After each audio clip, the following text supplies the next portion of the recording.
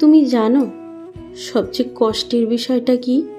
যে মানুষটা তোমাকে চায় না তার কাছেই তুমি নিজেকে বারবার প্রমাণ করতে চাও।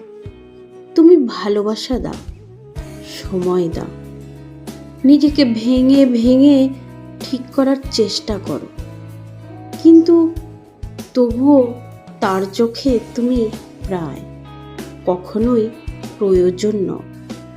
একটা কথা মনে রেখো, ভালোবাসা ভিক্ষা করে নিতে হয় না। যে তোমাকে চায় সে কখনো তোমাকে অনিশ্চয়তায় রাখে না।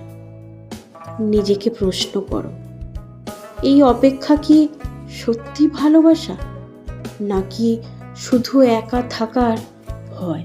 যে তোমাকে হারানোর ভয় পায় না তাকে ধরে রাখা নয়, ছেড়ে দেওয়াটাই নিজের প্রতি সম্মান।